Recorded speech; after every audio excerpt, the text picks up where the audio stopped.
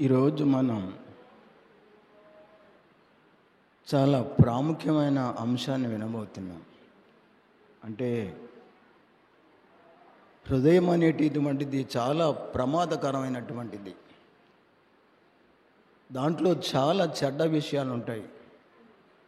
అందుకే అది చాలా ఘోరమైన వ్యాధి గలదని చెప్పాడు ప్రభు. అలాంటి హృదయం మనలో ఎవరికి ఉందో మనలను మనం పరిచయం చేసుకోవాలి. ఈరోజు మనం దేవుని దయ వల్ల వినబోయే అంశం ఏంటి అంటే, జ్ఞాపకం చేసుకోండి, యెహోవా అను నేను హృదయములను పరిశోధించువాడను. చూడు, దేవుడు అంటున్నాడు, జ్ఞాపకం ఉంచుకోండి, ఇది ఈ పరీక్షలో ఎవరు వాడిపోయినా పరలోకానికి పంపడు దేవుడు. ఈ నిన్ను పరీక్ష చేస్తాడు. ఆ పరీక్షలో నీ కనుక హృదయం సరిగా లేకపోతే మరొక చోటుకి వెళ్ళాలి నువ్వు. యెహోవా అను నేను హృదయములను పరిశోధించువాడను. అందరి హృదయాలు పరిశోధిస్తాడు ఆయన. పబ్లిక్గా చెబుతున్నాడు ఈ విషయాన్ని యెహోవా దేవుడే. యెహోవాను నేను హృదయములను పరిశోధించువాడను. మళ్ళా అంతరింద్రియములను అంటే అంతరింద్రియములను పరీక్షించువాడను. పరీక్ష చేస్తాను నేను వాటిని. అంతేదినప్పుడు ప్రభు ఆ యొక్క తీర్పు అప్పుడు తర్వాత నిన్ను పరీక్ష చేస్తాడు. ఇప్పుడు బతికున్నా కూడా చాలామందిని పరీక్ష చేస్తాడు. ఆ పరీక్షలో పడిపోతే అతడు పరలోకంలో ఉండలేడు. అనేక మంది భక్తులను పరీక్ష చేశాడు. మీరు ఒక్కళ్ళని చెప్పండి. ఎందుకంటే అది రాకపోవటం వలన, తెలియకపోవటం వలన, హృదయాన్ని సరైన రీతిలో ఉంచుకోకపోవటం వలన ప్రమాదానికి గురవుతాం మనం. చూడు, ఇరిమియా గ్రంథంలో చూడేమన్నాడు దేవుడు. ఇప్పుడు మన అంశంలోకి వెళ్ళబోతున్నాం. అందరి హృదయాలు ఎరిగి ఉన్న దేవుడు అందరినీ పరీక్ష చేస్తాడు రేపు. ఏ హృదయం ఎలా ఉందో దాన్ని బట్టి పరలోకంలో మనకు ప్లేస్, లేకపోతే ఉండదు. పక్కనే ఉండొచ్చు ఆ మనిషి, కానీ హృదయం చెడిపోయి ఉండవచ్చు. హృదయం భయంకరమైన తుప్పు బట్టి ఘోరమైన వ్యాధితో ఉండవచ్చు ఆ హృదయం. అలాంటి వారికి ఎలా ఉండదు. చూడు ఏమన్నాడు ఇరిమియా గ్రంథంలో 17వ అధ్యాయము 9 నుంచి చూడండి. 9 నుంచి 10 వరకు చూద్దాం. హృదయము అన్నిటికంటే మోసకరమైనది, అది ఘోరమైన వ్యాధి గలది, దాన్ని గ్రహింపగలవాడు ఎవడు? హృదయము అన్నిటికంటే మోసకరమైంది. నెంబర్ 1 మోసకరమైంది హృదయము. అది నిన్ను మోసం చేసిద్ది. సరిగ్గా నడవనిది, నిన్ను సరైన మనసు నీలో ఉన్నదు, ధర్మానుసారంగా నిన్ను అక్రమంగా నడిపిస్తూ ఉంటుంది. అది హృదయం మోసకరమైంది, అది ఘోరమైన వ్యాధి కలిగింది. దాన్ని గ్రహించేవాడు ఎవడు? ఎవడు గ్రహించలేడు దాన్ని. నిన్నే మోసం చేసింది అది. అందుకని చాలామంది పతనం అవుతారు. అందుకుమంది కొద్ది మంది అని చెప్పాడు ప్రభు. హృదయము అన్నిటికంటే మోసకరమైంది, అది ఘోరమైన వ్యాధి కలిగినటువంటిది. యెహోవా దేవుడు స్వయంగా ఈ మాటలు అంటున్నాడు. అది మోసకరమైంది, ఘోరమైన వ్యాధి కలిగినటువంటిది. దానికి చాలా భయంకరమైన వ్యాధి ఉన్నాడు దానికి. చూడేమన్నాడు మళ్ళా, దాన్ని గ్రహింపగలవాడు ఎవడు? 10వ వచనం, ఒకని ప్రవర్తనను బట్టి వాని క్రియల ఫలము చొప్పున ప్రతీకారం చేయుటకు యెహోవా అను నేను హృదయములను పరిశోధించువాడను. అంతరింద్రియములను పరీక్షించువాడను. హృదయములను పరిశోధించువాడను. యెహోవాను నేను హృదయములను పరిశోధించువాడను, అంతరింద్రియములను పరీక్షించువాడను. పరీక్ష చేస్తాడు, నీలో ఏ మనసు ఉంది, నీలో ఏ హృదయం ఉంది. చాలా ప్రమాదకరమైనటువంటిది ఇది. నీ హృదయం నిన్ను మోసం చేసిద్ది, నీ హృదయం నిన్ను చాలా వెంటాడుతూ ఉంటుంది. యెహోవా అని ఆయన పరీక్షలో నువ్వు నెగ్గాలి. ఇక్కడ కూడా భౌతికంగా భూమి మీద కూడా ఉంటుంది అది. రేపు పరలోకంలో నీ హృదయాన్ని క్రియను బట్టి అది ప్రతిఫలం ఉంటుంది. ఇంకా చూడండి, సొలొమోను మహారాజా అన్నాడు, నీ ఒక్కడి మాత్రమే అందరి హృదయాలు ఎరిగిన దేవుడవు అని సొలొమోను అన్నాడు. చూడండి, మొదటి రాజుల గ్రంథము 8వ అధ్యాయము చూడండి. 8వ అధ్యాయము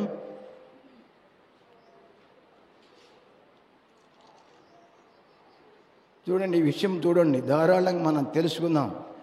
ఎవరి హృదయానికి ఘోరమైన వ్యాధి ఉందో ఈవేళ బయటపడాలి. వాళ్ళు సరి చేసుకున్నట్టుకు అవకాశం ఉంది. ఈ లోకంలో బ్రతికున్నాం కనుక నా హృదయం ఎలాంటిదో అని నీ అంతటి నువ్వే, అది మోసకరమైంది, అది ఘోరమైన వ్యాధి కలిగినటువంటిది. యెహోవా హృదయాన్ని పరిశోధిస్తాడు, పరీక్ష చేస్తాడు. ఆయన ఒక్కడికే తెలుసు హృదయంలో ఉన్న ఆలోచన, ఇంకెవరికి తెలియదు. యోధా ఇస్కరియోతు పక్కనే ఉన్నాడు యేసుప్రభు అంటే, కానీ ఆ హృదయంలో ఘోరమైన వ్యాధి కలిగి ఉన్నాడు ఆయన. చూడు ఇక్కడ ఏమన్నాడు, మనలో ఇది భక్తి సంబంధంగా చాలామంది పరీక్ష చేసుకోవాలి, పరిశోధించబడతాం మనం యెహోవా చేత. ఇప్పుడు దిద్దుకోవటానికి అవకాశం ఇది, సరి చేసుకోవటానికి నువ్వు బ్రతికున్నావు కనుక అవకాశం ఇది ఈరోజే. చూడు, మొదటి రాజుల గ్రంథము 8వ అధ్యాయము చూడండి. మొదటి రాజుల గ్రంథము 8వ అధ్యాయము 39వ వచనం 40వ వచనం చూద్దాం. 2 వచనాలు. ప్రతి మనిషి యొక్క హృదయము నీవెరుగుదువు. చూసావా ఎంత స్పష్టంగా చెప్తున్నాడు చూడు దేవుడు. సొలొమోను అంటున్నాడు, ప్రతి మనిషి యొక్క హృదయము నీవెరుగుదువు గనుక నీవు ఆకాశమును నీ నివాసమందు విని క్షమించి దయచేసి ఎవరి ప్రవర్తన బట్టి వారికి ప్రతిఫలం ఇచ్చి మా పితరులకు నీవు దయచేసిన దేశమందు జనులు బ్రతుకు దినములన్నిటను వారు నీ యందు భయభక్తులు కలిగి ఉన్నట్లు చేయము. నరపుత్రుల అందరి హృదయములు నీవు మాత్రమే తెలుసుకుని ఉన్నావు. చూసేవా ఏమన్నాడు, అర్థమైందా? నీ ఒక్కడు మాత్రమే అందరి హృదయాలు ఎరిగిన వాడవు. అయ్యా, వాళ్ళు కనుక నిన్ను క్షమించమని ఏడుకుంటే వాళ్ళని క్షమించు. వారి వారి క్రియలను బట్టి ప్రతిఫలం ఇచ్చే నీవు అంటే హృదయం యొక్క అందరి హృదయాలు నీవు పరీక్ష చేస్తావు. నీ ఒక్కడి మాత్రమే అందరి హృదయాలు ఎరిగిన దేవుడవు. ఎవడు మన పక్కన మన భార్య, మన బిడ్డలు, మన కుమార్తె, బంధువులు, స్నేహితులు ఎవడి హృదయం కూడా మనకు కనబడదు. అంత మోసకరమైంది అది. మన ఎమ్మటేనే ఉంటాడు అతను, మనతో కలిసి ఉంటాడు అతను, కానీ అతని హృదయం ఘోరమైన వ్యాధి కలిగింది. అది మోసకరమైంది, అది ఘోరమైన వ్యాధి కలిగింది. చూడు 40వ వచనం ఏమన్నాడు, మా పితరులకు నీవు దయచేసిన దేశమందు జనులు బ్రతుకు దినములన్నిటను వారు నీ యందు భయభక్తులు కలిగి ఉన్నట్లు చేయుము. నరపుత్రులందరి హృదయములను నీవు మాత్రమే తెలుసుకుని ఉన్నావు. ప్రభువా, వాళ్ళు బ్రతికినంత కాలము నీ యందు భయభక్తులు కలిగి ఉండే హృదయం వాళ్ళకి దయచేయి. నీ ఒక్కడి మాత్రమే అందరి హృదయాలు ఎరిగి ఉన్న దేవుడవు, వారి వారి క్రియల చొప్పున నువ్వు ఫలమిచ్చే దేవుడవు. కనుక వాళ్ళు బ్రతిక దినములన్నిటను నీ యందు భయభక్తులు కలిగి ఉండే హృదయము వారికి దయచేయి. బ్రతుకు దినములన్నీ ఒకరోజు కాదు, లాంగ్ లైఫ్. నీ చివరి దినం వరకు ఒకవేళ గుర్తుంచుకో, లాస్ట్ రోజు ఇదే రోజు కావచ్చు మనకి.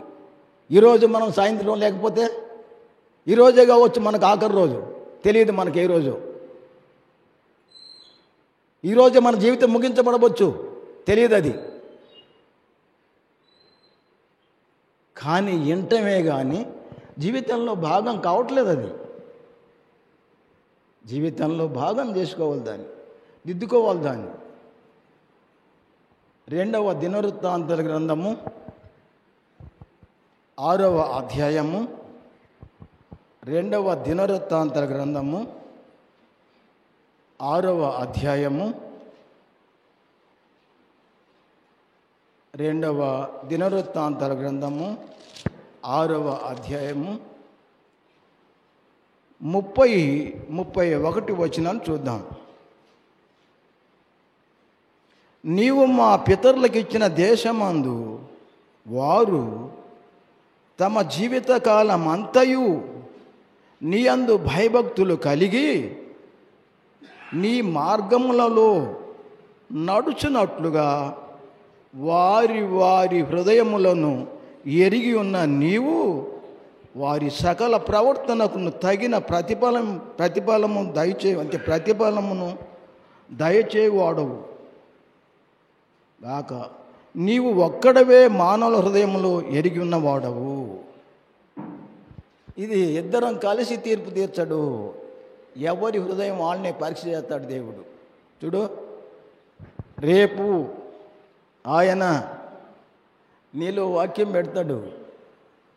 కమాన్, బయటకు వచ్చింది, ఎక్కడున్న పాపం మొత్తం బయటకు వచ్చేది పరీక్ష చేసినప్పుడు. నీలో ఎంత అసూయ ఉంది, నీలో ఎంత కక్ష ఉంది, నీలో ఎంత ద్వేషం ఉంది, నీలో ఎంత అక్రమం ఉంది, మొత్తం బయటకు వస్తాను నీలో వాక్యం ఆయన పెట్టినప్పుడు. యెహోవాను నేను హృదయములను పరిశోధించువాడను, అంతరింద్రియములను పరీక్షించువాడను. చూసేవా, అంశం ఎలా కొనసాగుతుందో అర్థం చేసుకోండి. నేను చెప్పేది అంశమా, ఇంకా నేను బయటికి పోతున్నాను మీరు పరీక్ష చేయాలి వాక్యం వినేటప్పుడు కూడా. చూడు, మళ్ళా చదువుతున్న ఆ విషయాన్ని జ్ఞాపకం ఉంచుకోండి. నీవు మా పితరులకు ఇచ్చిన దేశమందు వారు తమ జీవితకాలం అంతయు నీ యందు భయభక్తులు కలిగి నీ మార్గములో నడుచున్నట్లుగా వారి వారి హృదయములను ఎరిగి ఉన్న నీవు వారి సకల ప్రవర్తనకు తగినట్లు ప్రతిఫలము దయచేయుదువుగాక. నీవు ఒక్కడవే మానవుల హృదయాలు ఎరిగిన దేవుడువు కదా. చూసేవా, వారి వారి సకల ప్రవర్తనకు ప్రతిఫలం ఇస్తాడు రేపు. ఎవరు దాన్ని మార్చలేరు, ఎవరు దాన్ని డ్యామేజ్ చేయలేరు. దేవుడు అందరి నీ ప్రవర్తన బట్టి ప్రతిఫలం ఇస్తాడు. ఆయన నీ హృదయంలో ఉన్న ఆలోచన బట్టి ఆయన పరీక్ష చేస్తాడు. ఇంకో మాట చూడండి, సొలొమోనుకు చెప్తాడు దావీదు మహారాజు, సొలొమోనా ఎలా నడుచుకోవాలో ఆ విషయాన్ని సొలొమోనుకు దావీదు మహారాజు తండ్రిగా ఆజ్ఞాపిస్తున్నాడు. చూడండి ఈ హృదయాన్ని గురించే. మొదటి దినవృత్తాంతాల గ్రంథము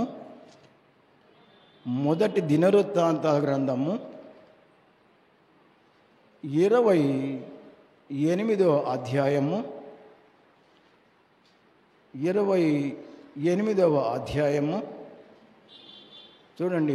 మొదటి దినవృత్తాంత గ్రంథము 28వ అధ్యాయము 9వ వచనం ఒక్కటి చూడండి. చూడు, సొలొమోనుతో దావీదు ఏమంటున్నాడో చూడండి. 9వ వచనం, సొలొమోనా, నా కుమారుడా, నీ తండ్రి యొక్క దేవుడైన యెహోవా అందరి హృదయములను పరిశోధించువాడు. చూసేవా, తన కొడుకు చెబుతున్నాడు పర్సనల్గా, సొలొమోనా నా కుమారుడా. చూడు ఏ విధంగా అన్నాడు ఆయన. సొలొమోనా నా కుమారుడా, నీ తండ్రి యొక్క దేవుడైన యెహోవా అందరి హృదయములను పరిశోధించువాడు, ఆలోచనలన్నిటినీ సంకల్పములన్నిటినీ ఎరిగిన వాడై ఉన్నాడు. చూసావా, అందరి హృదయాలను పరీక్షించేవాడు నీ తండ్రి యొక్క దేవుడు. ఆలోచనల్ని, ఆ కార్యాలన్నీ వాడు సఫలం చేసే దేవుడై ఉన్నాడు. నీవు ఆయనను తెలుసుకొని, సొలొమోనా నీ తండ్రి దేవుని నువ్వు తెలుసుకోవాలి. నీవు ఆయన తెలుసుకుని హృదయపూర్వకంగా మనపూర్వకంగాను ఆయనను సేవించము.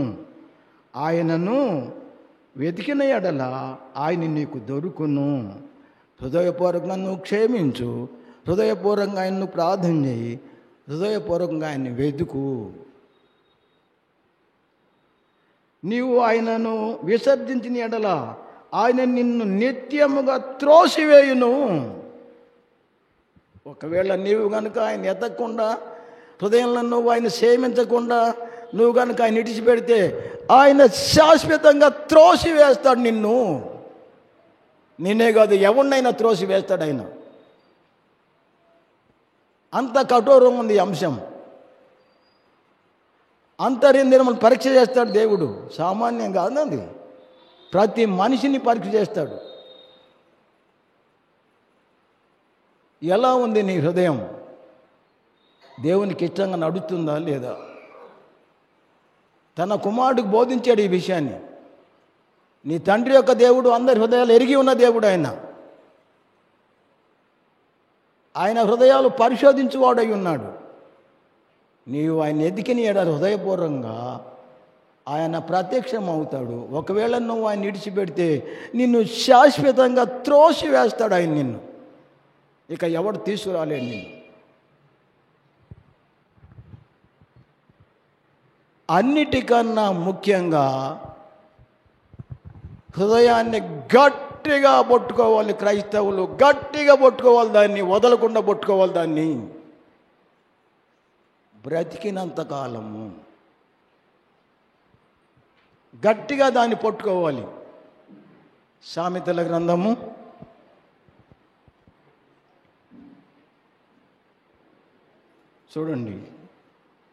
4వ అధ్యాయము, సామెతల గ్రంథము 4వ అధ్యాయము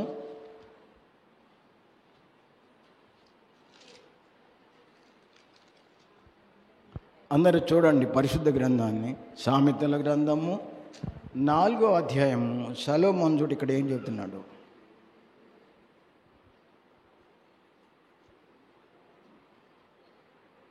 నా కుమారుడా, నా మాటలు 20 వచనం 4:20. నా కుమారుడా, నా మాటలను ఆలకింపుము, నా వాక్యములకు నీ చెవియొగ్గుము, నీ కన్నుల ఎదుట నుండి వాటిని తొలగిపోనీయకము. చూసావా ఏమంటున్నాడు? నా కుమారుడా, నా మాటలను ఆలకింపుము. ఇక్కడ ఎంతమంది ఆలకిస్తున్నారు? నా కుమారుడా, నా మాటలు ఆలకింపుము, నా వాక్యములకు నీ చెవియొగ్గుము, నీ కన్నుల ఎదుట నుండి వాటిని తొలగిపోనీయకము, నీ హృదయమందు వాటిని భద్రము చేసుకొనుము. దొరికిన వానికి అవి జీవమును, వారి సర్వ శరీరమునకు ఆరోగ్యమును ఇచ్చును. దొరికిన వారికి అవి జీవమును, వారి సర్వ శరీరమునకు ఆరోగ్యమును ఇచ్చును. నీ హృదయములో నుండి జీవధారలు బయలుదేరును. కాబట్టి అన్నిటికంటే ముఖ్యముగా నీ హృదయమును భద్రముగా కాపాడుకొనుము. చూసేవా? అన్నిటికంటే భద్రంగా నీ హృదయాన్ని కాపాడుకో. బంగారం, వెండి, ఇత్తడి, డబ్బు వీటన్నిటికన్నా భద్రంగా దాన్ని కాపాడుకో. అది జీవం ఇచ్చింది నీకు, సర్వ శరీరానికి ఆరోగ్యం ఇచ్చింది నీకు. అది ఇలా ఉంటే, ఇలా చేస్తే చూడు ఎంత స్పష్టంగా ఉందో. అంశం అనేది ఇలా కొనసాగాలి, ఇలా మనం నేర్చుకోవాలి. ఒకవేళ చదువున్న వాళ్ళు ఇవి రాసుకున్న తిరిగి వాళ్ళు చెప్పగలరు దీనికి. ఎలాంటి ఆటంకం లేదు. ఇది ఎంతో కష్టపడి దాన్ని మీరు అంటే నోట్బుక్లో రాసుకోండి. మీరు అది మీ పిల్లలకు పనికొస్తుంది, మీకు పనికొస్తుంది. తిరిగి మళ్ళీ రీసెర్చ్ చేయండి ఇంటికి వెళ్ళిన తర్వాత. మళ్ళీ అప్పుడే నువ్వు సరైన భక్తురాలు. తిరిగి ఒక్కసారి కూడా మళ్ళీ ఈ ప్రభు దినం దగ్గర నుంచి మళ్ళా వచ్చే ప్రభు దినం వరకు ఈ విషయాలను ధ్యానించకపోతే నీవు బ్రతుకు దినములన్నిట భయభక్తులు లేవు నీకు. నేను అనుకుంటున్నాను, ఇలాగున ఉంటే ఒక్కరు కూడా నిత్య నరకానికి వెళ్ళరు. ఇలాగుంటే ఒక్కళ్ళు కూడా నిత్య నరకానికి వెళ్ళరు. చూడు ఏమంటున్నాడు అక్కడ 22వ వచనం. దొరికిన వారికి అవి జీవమును, వారి సర్వ శరీరం నాకు ఆరోగ్యమును ఇచ్చును. నీ హృదయంలో నుండి జీవధారవులు బయలుదేరును. కాబట్టి అన్నిటికంటే ముఖ్యముగా నీ హృదయమును భద్రముగా కాపాడుకొనము. చూసావా? భద్రంగా కాపాడుకునే మనసు నీకు ఉండాలి. దాన్ని భద్రంగా నువ్వు కాపాడుకోవాలి. అది ఘోరమైన వ్యాధి గలదని గుర్తుంచుకోవాలి. నువ్వు హృదయానికి ఎలాంటి కల్మషం ఉందో దాన్ని నువ్వు తీసేసుకోవాలి. కొన్నిసార్లు మన ఇంట్లో నుంచే వాళ్ళు వ్యతిరేకం చేస్తాడు, మన మీదకే మన సహోదరులను లేపుతాడు సాతానుడు. అలా ఎంతమంది తన ఇంట్లో వాళ్ళని లేపాడు? ఎవరు చెప్పండి? ఏ మీదకి లేపాడు? ఏ భార్యని? దావీదుని లేపాడు ఇశ్రాయేలు మీదకి. ఇలాగూ హృదయంలో ఎలాంటి ఇవన్నీ కూడా కుటుంబంలోనే లేపుతాడు, భార్య వలన లేపుతాడు, బిడ్డల వలన లేపుతాడు, సంఘంలో ఒకరిని లేపుతూ ఉంటాడు. సాతాను ప్రవేశిద్దాడంలో అతడు దురాలోచన చేస్తూ ఉంటాడు. ఇక ఏబేమని చూసేవా? గుర్తుపెట్టుకోండి, ఏబేమని ఉన్నాడు ఆయన.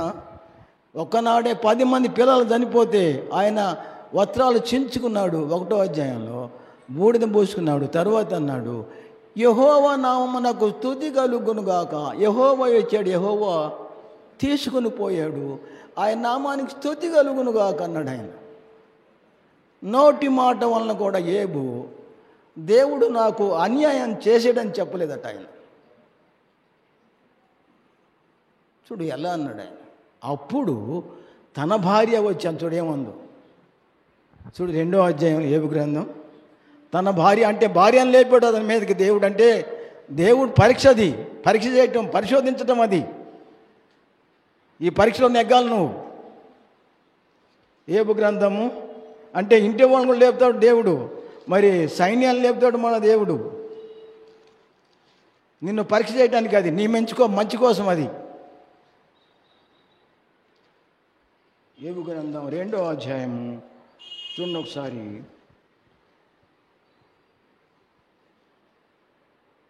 9 నుంచి చదువుదాం. అతని భార్య వచ్చి అంటే 7 కాని చదువుదాం చూడండి. కాబట్టి అపవాది యెహోవా సన్నిధి నుండి బయలుదేరి అరికాలు మొదలుకొని నడినెత్తి వరకు బాధగల కురుపులతో ఏబును మొత్తెను. అతడు ఒళ్ళు గోకుకొనుటకై చిల్ల పెంకు తీసుకొని బూడిదలో కూర్చుండగా అతని భార్య వచ్చి, నీవు ఇంకను యథార్థతను వదలకుందువా? ఏమంది భార్య వచ్చి, నీవింకా అది గోళ్ళు గోక్కోవడానికి శిలపెంగ ఒకటి తీసుకున్నాడు గోక్కోవడానికి. బూడిదలో కూర్చున్నాడు పోయి. ఎంత ఆస్తిపరుడు, ఎంత భాగ్యవంతుడు చూడు, ఎలాంటి పరిస్థితి. అప్పుడు భార్య వచ్చింది, నీవింకను నీ యథార్థతను విడిచిపెట్టవా, వదలవా? దేవుని దూషించి మరణమవు. ఏమంద భార్య?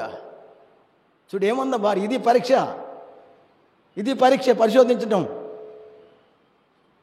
చూడు భార్య ఏమందో. ఈ మాట గుర్తుంచుకోండి. దేవుడు అలా పరీక్ష చేస్తాడు. ఎవరిని లేపుతాడో సాతాను ఎవరిలో ఉంటుందో. సాతాను తనలో ఉందనుకోండి, నేను మంచిగానే ఉంటాను అనుకుంటాడు, కానీ చేసేది సాతాను పని, సాతాను మాటలు, సాతాను ఆలోచన అది.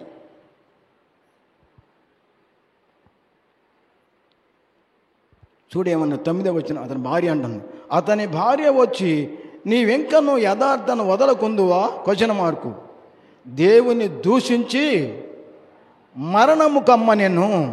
నువ్వు దేవుని దూషించు, మరణము చనిపో అంది భార్య వచ్చి. అందుకు ఏబుజుడు ఏమంటున్నాడు? అందుకు అతడు చూడు ఎలా అన్నాడు, మూర్ఖురాలు మాట్లాడినట్లు నీవు మాట్లాడుచున్నావు. మనము దేవుని వలన మేలు అనుభవించుదమా, కీడును అనుభవింప తగదా అనెను. ఈ సంగతిలో ఏ విషయం అందునో ఏబు నోటి మాటతోనైనను పాపము చేయలేదు. చూసేవా ఎలా ఉందో చూడండి. భార్య వచ్చి నువ్వు దూషించు, మరణం కమ్ము, చచ్చిపోను అని చెప్పింది. ఏమన్నాడు అప్పుడు? మనం మూర్ఖురాలు వెళ్ళి మాట్లాడుతున్నాము. మనం దేవుని వల్ల మేలు అనుభవింప తగదా, ఇప్పుడు కీడు అనుభవించటం తగదా అని ఈ విషయంలో ఏబు నోటి మాటతో కూడా పాపం చేయలేదు. ఒకసారి అన్నాడు, ఏబు ఒక మాట అన్నాడు, గుర్తుంచుకోండి. నేను ఎన్నడూ కూడా నా నోటికి పాపం చేయటానికి అవకాశమే లేదు. నా నోటికి ఎన్నడూ కూడా నేను పాపం చేయటానికి అవకాశమే లేదన్నాడు ఆయన. నా నోటికి నేను ఎన్నడూ కూడా పాపం చేయడానికి అవకాశం లేదు. దుర్భాష రాకూడదు మన నోటు గుండా. పరిశుద్ధాత్ముడు మనలో ఉండడు. చూడండి ఏబు గ్రంథం ఒకసారి చూడండి. ఎన్నడూ కూడా నా నోటితో నేను పాపం చేయడానికి నోటికి అవకాశం లేదు. నా నోటికి అవకాశం లేదు అన్నాడు ఆయన. హృదయాన్ని పరీక్ష చేసే దేవుని దగ్గర ఆయన భక్తుడు, అసలైన భక్తుడు ఆయన. చూడండి ఏబు గ్రంథము. ఇక్కడే మర్చిపోమాకండి, హృదయంలో దాచుకోండి, ప్రవర్తన మార్చుకోండి. పరీక్ష చేస్తాడు, రేపు పరీక్షలు నెగ్గాలి. పరీక్ష ఉంది, పరిశోధిస్తాడు, పరీక్ష చేస్తాడు. రేపు ఎవరు కాళ్ళు తప్పించుకోలేడు ఎవడు కూడా. నీ హృదయం ఘోరమైన వ్యాధి కలదేమో, నీ హృదయంలో చెడిపోయిందేమో హృదయం, దాన్ని బాగు చేసుకు బ్రతికుండగానే. అంటే నీ హృదయంగా గట్టిగా పట్టుకో దాన్ని, నువ్వు అప్పుడు బాగుపడతావు. ఏబు గ్రంథం చూడు 30వ అధ్యాయం ఒకసారి చూడండి. ఏబు గ్రంథం 30వ అధ్యాయం ఒకసారి చూడండి. ఏబు చూడు ఏమంటున్నాడు ఇక్కడ.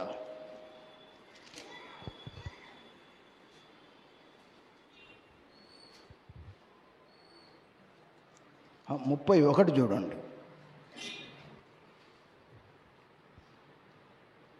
31 అధ్యాయం 30వ వచనం చూడండి.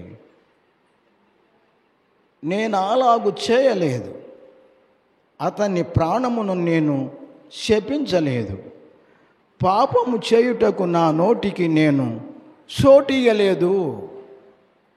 చూసేవా, పాపము చేయటానికి నా నోటికి నేను సోటియలేదు. దాన్ని పట్టుకున్నాను నా నోరుని నేను. పాపము చేయటానికి నా నోటికి నేను సోటివ్వలేదు. కనుక దేవుడు పరీక్ష చేస్తాడు. అబ్రహామును పరీక్ష చేశాడు. అబ్రహాం, నీకు ఒక్కడయ్యన్న నీ కుమారుని నాకు దహన బలిగా ఇవ్వు. ఇప్పుడు పరీక్ష అది. దేవుడు అబ్రహాం నన్ను ప్రేమిస్తాడా, కొడుకును ప్రేమిస్తాడా? పరీక్ష అది. యెహోవా పరీక్షించువాడు, పరీక్ష చేస్తాడు మనల్ని. చూడండి, ఆదికాండం ఒకటి చూడండి, 22 అధ్యాయం. అబ్రహాం పరీక్షించాడు, పరీక్షలో బాగా పాస్ అయ్యాడు అబ్రహాం. 22 అధ్యాయము, ఆదికాండము 22 అధ్యాయం చూడండి, మొదటి వచనం. 100% పాస్ అయ్యాడు అబ్రహాం దాంట్లో, ఆ టెస్టింగ్లో, ఆ పరీక్షలో.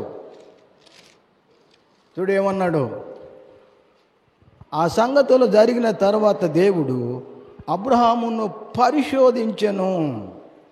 ఏం చేశాడు? అబ్రహామును పరిశోధించాడు. ఎట్లనగా ఆయన అబ్రహామా అని పిలువగా అతడు చిత్తం ప్రభువా అనెను. అప్పుడు ఆయన, నీకు ఒక్కడై ఉన్న నీ కుమారుని అనగా నీవు ప్రేమించు ఇస్సాకును తీసుకుని మోరియా దేశమునకు వెళ్ళి అక్కడ నేను నీతో చెప్పబో పర్వతంలో ఒకదాని మీద దహన బలిగా అతన్ని అర్పింపమని చెప్పాను. ఏమన్నాడు చూడు, ఎలాంటి పరీక్ష ఇది. యెహోవా హృదయాన్ని పరిశోధించువాడు, పరీక్షించువాడు. లేక పుట్టాడు ఒకే కొడుకు, 100 సంవత్సరాల వయసులో పుట్టాడు కొడుకు. ఆ కొడుకుని తీసుకొచ్చి బలియమన్నాడు. మోరియా దేశం వెళ్ళి ఆ పర్వతాల్లో ఒక పర్వతం మందు నీ కుమారుని నాకు దహన బలిగా ఇవ్వు. మనమైతే ఏమంటాం? చాలా చీకటి ఉండగలేచాడు అబ్రహాం. ఎందుకు? రేపు మోరియా దేశం వెళ్ళాలి, నా కుమారుని అక్కడ దహన బలిగా ఇవ్వాలి. ఇచ్చాడు ఆయన. పరీక్ష చేస్తాడు ఈ విధంగా దేవుడు, మనల్ని పరిశోధిస్తాడు. మనల్ని యేసుప్రభు అంటే సాతాను ఎప్పుడు యోధాలో ఉంటూనే ఉంది ఆయన జీవితాన్ని దోసుకెళ్తానికి నరకానికి. అలాగనే మనలో కొంతమంది హృదయం దేవునికి ఇవ్వరు కనుక దేవుడు దాంట్లోకి రాడు.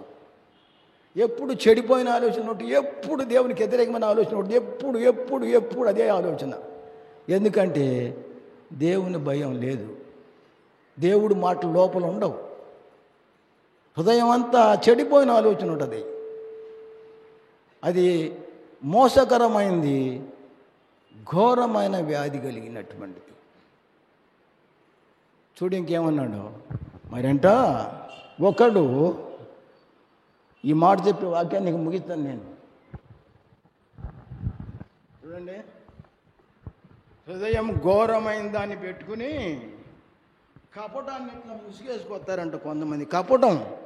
కపటం ముసుగేసుకుని బాగా చక్కగా మాట్లాడతారంట. కపటం లోపలంతా కపటం ఉంది, పైకి ప్రేమ అనే బంధం వేసుకొస్తారంట. కపటం పెట్టుకుని లోపల ఆ కపటం అనే మోసాన్ని కాపాడుకుంటాం కోసం అది కనబడుద్ది అంట. అది సామెతలు 26 అధ్యాయము చూడండి. ఏ హృదయమో చూస్తాడు నిన్ను తప్పించుకొని, ఎవడు తప్పించండి నిన్ను. నీ అంతటి నువ్వు మారిపోతే, నీ అంతటి నీ బతుకులో దేవునికి అవకాశం ఇవ్వకపోతే ఎవడు తప్పించండి నిన్ను.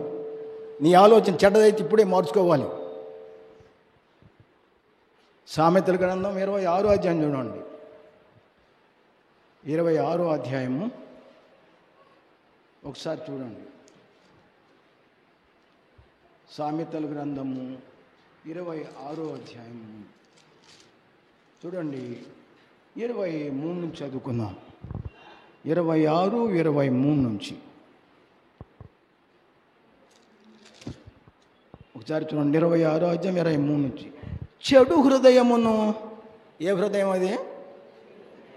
చెడు హృదయమును ప్రేమగల మాటలాడు పెదవులను కలిగి ఉండుట మంటి పెంకు మీద వెండిపోతతో సమానము. చూసేవా ఎట్లా ఉంది? మెత్తగా ఉన్న మాట కోసేస్తుంది, లోపల మెత్తగా మాట్లాడుతున్నాడు. అతని సంగతి మనకు తెలిసింది కూడా, మెత్తగా ఎట్లా మాట్లాడుతుంది కూడా. చూడేమంటున్నాడు? చెడు హృదయమును ప్రేమగల మాట్లాడు పెదవులను కలిగి ఉండుట మంటి పెంకు మీద వెండిపోతతో సమానము. పగవాడు పెదవులతో మాయలు చేసి అంతరంగములో కపటము దాచుకొనును. పగవాడు మాయలు చేసి అంతరంగంలో కపటము దాచుకొనును. ఏడకపోతాడు దేవుడు, హృదయాన్ని పరిచే దేవుడు ఉన్నాడు, తప్పించుకోలేడు. రేపు అది ఏడ మనుషుల దగ్గర దాచుకుంటాడు, దేవుని దగ్గర ఖచ్చితంగా బయటకు వస్తాడు. నువ్వు బాప్తిసం పొందిన కానీ చేయాల్సి ఉన్నావు, అది మొత్తం చెప్తాడు నీ కాడ. నీ దగ్గర మార్పు ఉందా లేదా, ఏ మొత్తం చూస్తాడు. రేపు నిన్ను పరీక్ష చేస్తాడు, పరిశోధిస్తాడు నిన్ను. అప్పుడు ఏం చేస్తావు? ఎవరు కాపాడరు అప్పుడు అలా. చూడు ఏమన్నాడు ఆయన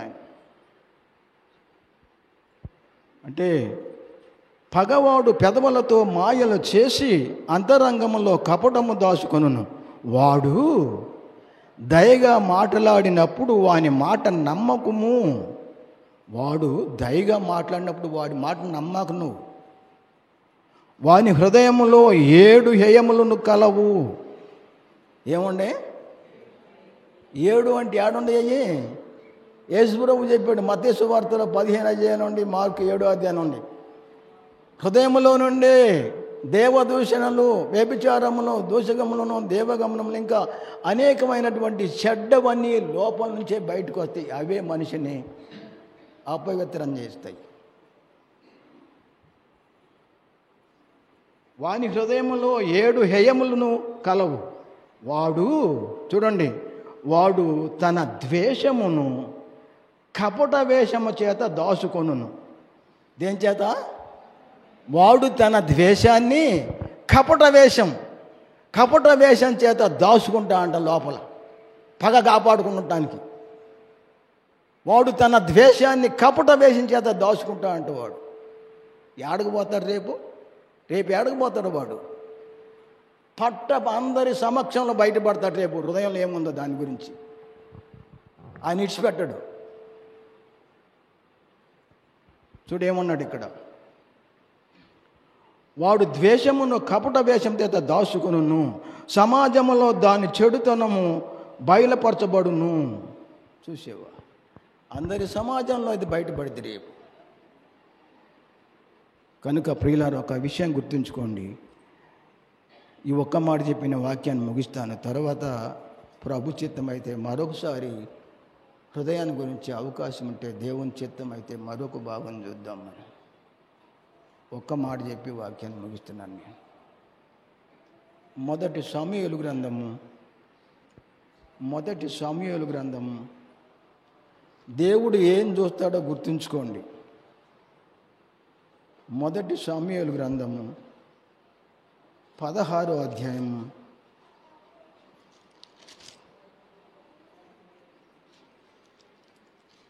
చూడండి. 16వ అధ్యాయము 7వ వచనం. మొదటి సమూయేలు గ్రంథము 16వ అధ్యాయము 7వ వచనం. అయితే యెహోవా సమూయేలుతో ఎలాగు సెలవిచ్చెను, అతని రూపమును అతని ఎత్తును లక్ష్య పెట్టకము. మనుషులు లక్ష్య పెట్టు వాటిని యెహోవా లక్ష్య పెట్టడు. నేను అతన్ని త్రోసివేసి ఉన్నాను. మనుషులు పై రూపమును లక్ష్య పెట్టుదురు, కానీ యెహోవా హృదయమును లక్ష్య పెట్టును. దేని పెడతాడు ఆయన? ఎట్లా ఉంది ఇది? పరీక్ష చేస్తాడు రేపు. హృదయాన్ని లక్ష్య పెడతాడు యెహోవా. మనుషులు పై రూపాన్ని చూస్తారు, అతని ఎత్తును అతని రంగును లక్ష్య పెట్టవద్దు. సమూయేలు అతన్ని నేను తోసివేసిన ఇతను కాదు, రాజుగా దావీదు రావాలని చెప్తున్నాడు. ఆ మాట కోసం ఈ మాట చెప్పాడు. అతన్ని నేను చాలా ఎత్తుగా ఉన్నాడు, దావీదు కన్నా ఎర్రగా ఉన్నాడు, యెష్షయి కొడుకు ఈయన కూడా. అతన్ని నేను త్రోసివేశాను. సమూయేలు మనుషులు పై రూపమును లక్ష్య పెడతారు, కానీ యెహోవా హృదయమును లక్ష్య పెట్టును. కనుక విషయం గుర్తుంచుకోండి. ఇది మొత్తం పోద్ది. రేపు చూద్దాం ఎట్లా పోద్దు. ఈ మొత్తం పోద్ది, తుప్పంతా వదిలిపోద్ది. ఈ హృదయానికి ఉన్న ఘోరమైన వ్యాధి మొత్తం పోయే ప్రయోగం ఉంది. అది వచ్చే వారం చూద్దాం మనం. ఈ హృదయానికి ఉన్న మొత్తం తుప్పు మొత్తం అది మొత్తం పోద్ది. కంసలివాడు బంగారం కానీ ఎండి కానీ దానిని అంటే అగ్నిలో వేసినప్పుడు అసలైన బంగారం బయటపడింది. అలాగున్న ఈ యొక్క హృదయంలో ఉన్న దానికి ఉన్న వ్యాధి, ఆ మోసకరమైనది ఎలా పోద్దో ప్రభువు చెప్పాడు. అది వచ్చే వారం మనం తెలుసుకున్నాం. బతికుంటే రేపు మనం వచ్చే వారం, వచ్చే నెలలో 2వ తారీఖు కలుసుకుంటాం. మనం ఈ నెలలో ఇక లేదు, వచ్చే నెలలో 2వ తారీఖు కలుసుకుంటాం. బ్రతికుంటే మనల్ని అందరినీ క్షేమంగా ఉంటే ఆ రోజు ఆ తుప్పి ఎట్లా పోద్దో తెలుసుకుందాం మనం. అంటే హృదయానికి ఉన్నటువంటి తుప్పు ఇప్పుడే మనం తీసేసుకోవాలి బ్రతికుండగానే. ఎందుకంటే రేపు పరీక్ష చేస్తాడు ఆయన. చూడు, ఈ విషయం గుర్తుంచుకోండి మీరు. మనం ఆపేయబోతున్న వాక్యాన్ని, యెహోవా అను నేను హృదయములను పరిశోధించువాడను, అంతరింద్రియములను పరీక్షించువాడను. అంతరింద్రియాల్లో ఎక్కడ ఏముందో చూస్తాడు ఆయన. నీలో పెట్టి చూసినప్పుడు ఆయన పరిశోధిస్తాడు, నెంబర్ 1. తర్వాత పరీక్ష చేస్తాడు, ఎక్కడేముందో. ఏమీ లేకపోతే పరలోకానికి, ఏదన్నా ఉంటే నరకానికి. అందుకని బ్రతికున్నాం కనుక, అందుకని హృదయాన్ని మనం గట్టిగా పట్టుకోవాలని చెప్పాడు ఆయన. గట్టిగా పట్టుకోండి దాన్ని, భద్రంగా కాపాడుకోండి దాన్ని. అది మోసం చేసింది నిన్నే, ఇంకోని కాదు. అది ఘోరమైన వ్యాధి గలది. అనేక వ్యసనాలు, అనేక చెడ్డ మాటలు, అసూయ, దేశం, కక్ష ఇవన్నీ లోపల ఉంటాయి. అప్పుడు దేవుడు నీలో ఉండడు. అందుకే ఈ మొత్తం నీతో గూడుగట్టిని వాటిని త్రోసేయి. అప్పుడు నీకు శాంతి వచ్చింది. అందరి మీద నీకు దేశమే ఉండదు, ఎవరి మీద ప్రేమ కలిగి ఉంటా ఉన్నావు. హృదయాన్ని మార్చుకొని, నా కుమారుడా నీ హృదయము నాకిమ్ము అన్నాడు ఆయన సామెతల్లో 23:26. కనుక హృదయాన్ని పరీక్ష చేస్తాడు, పరిశోధిస్తాడు, పరీక్ష చేస్తాడు యెహోవా అను ఆయన. ఆయన దగ్గర ఎవరు కూడా దాగలేరు. కనుక ఆ పరీక్షలో మనం నెగ్గాలంటే మనం అన్ని విషయాల్లో హృదయాన్ని గట్టిగా పట్టుకోవాలి. బ్రతికినంతకాలం భయభక్తులు కలిగి ఉండాలి. చెడిపోయిన చెడు ఆలోచన, ప్రేమగల మాటలు మంటి పెంకు మీద ఎండిపోతతో సమానం అని చెప్పాడు ఆయన. జ్ఞాపకం ఉంచుకోండి. ఈ మనసులో దాచుకోండి భద్రంగా, హృదయాన్ని గట్టిగా పట్టుకోండి. కనుక ఈ మాటలు మీ మనసులో ఉంచుకోవాలని దయగల దేవుడు అనేక విషయాలు మనం తెలియపరిచిన పరలోక తండ్రికి మనందరి పక్షముగా కృతజ్ఞతాస్తుతులు, స్తోత్రములు చెల్లిస్తూ ఉన్నాను. మీ అందరికీ వందనాలు తెలియపడుతున్నాను. తిరిగి మళ్ళా ప్రభుదినం సంఘం అంతా కూడుకుంటాం. ఈలోపు మనం సెలవు తీసుకుంటున్నాం. ప్రభు చిత్తం అయితే మళ్ళీ మనం కలుసుకోవడానికి ప్రార్థన చేయండి. మీరు దయచేసి ఒకటి గుర్తుంచుకోండి. మరి ఒక విజ్ఞప్తి చేస్తున్నాను. యూట్యూబ్లో కూడా మీరు వాక్యం చూసేవాళ్ళు మీరు సబ్స్క్రైబ్ చేయండి. తద్వారా ఎప్పుడైతే దీన్ని పబ్లిక్ వదిలేరో అప్పుడు వెంటనే మీకు ఆ మెసేజ్ వచ్చింది. ఇంకా అనేక మందికి చెప్పవచ్చు. మీరు కూడా ఈ సత్యాన్ని చెప్పవచ్చు. మీరు ఇలాగున్న సాటి వారికి నువ్వు కూడా వాక్యం చెప్పినోడు అవుతావు. మీరందరూ సబ్స్క్రైబ్ చేయడం చూసేవాళ్ళందరూ, వినేవాళ్ళందరూ కూడా అప్పుడు వెంటనే మీకు ఆ మెసేజ్ రిలీజ్ చేయగల నీకు వెంటనే వచ్చింది. అప్పుడు నువ్వు కూడా పక్కతను చెప్పవచ్చు. మళ్ళీ చూడండి, మళ్ళీ వాక్యాన్ని చదవండి. దేవునికి దగ్గరగా జీవించాలని మీకు మనవి చేస్తున్నాను. మీ అందరికీ వందనాలు. మీరు నా కొరకు ప్రార్థన చేయండి, నేను మీ కొరకు ప్రార్థన చేస్తాను.